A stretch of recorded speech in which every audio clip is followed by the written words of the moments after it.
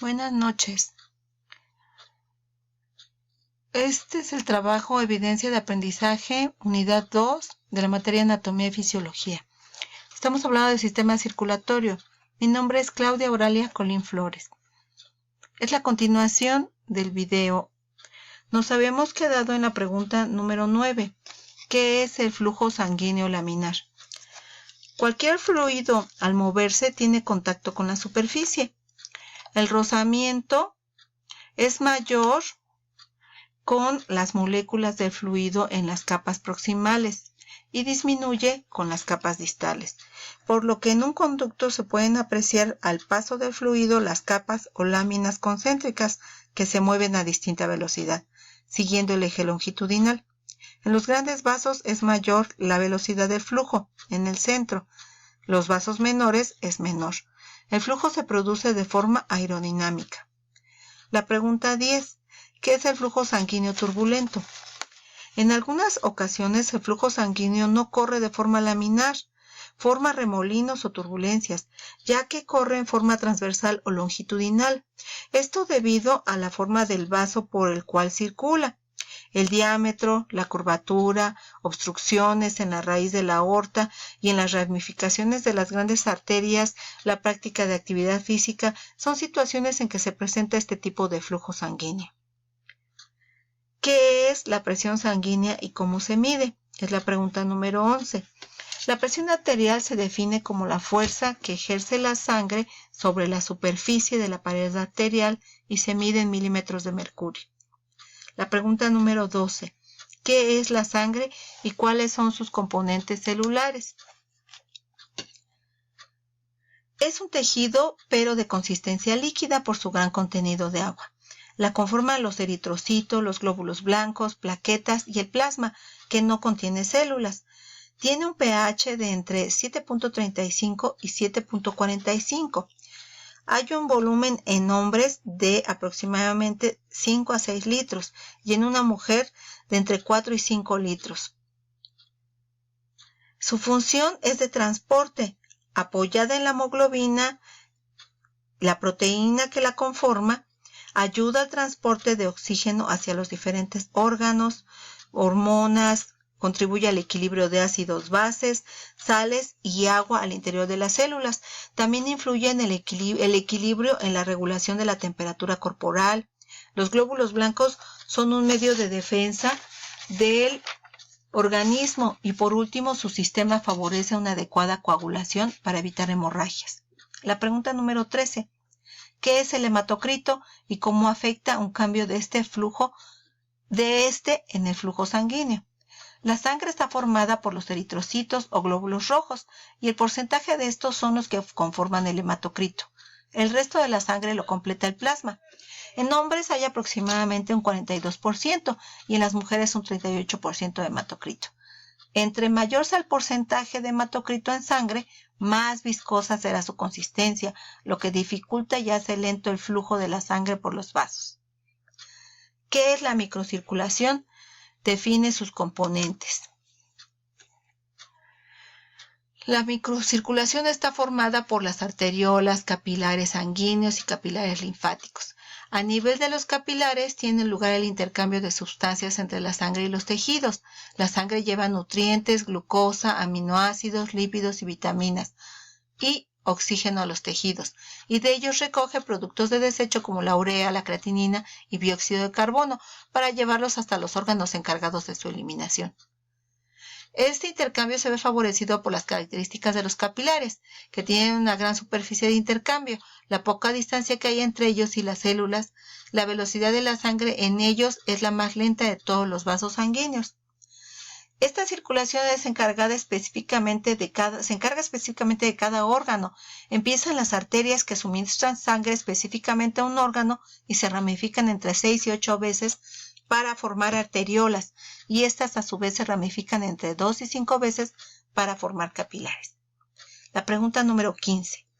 ¿Qué es el líquido intersticial? El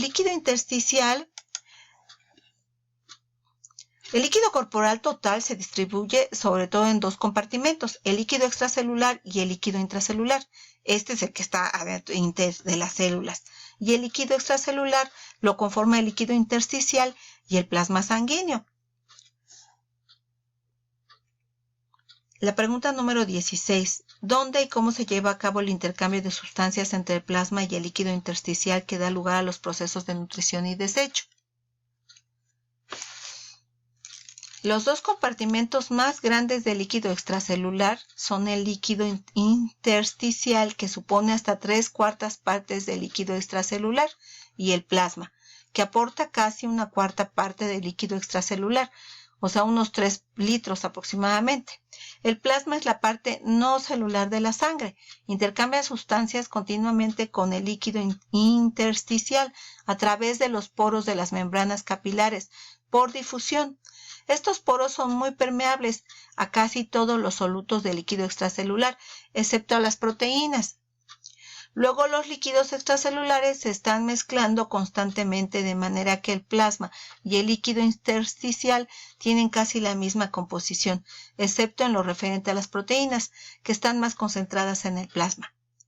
El equilibrio en la composición del líquido extracelular está regulada por los riñones para permitir a las células mantener la concentración adecuada de electrolitos y nutrientes.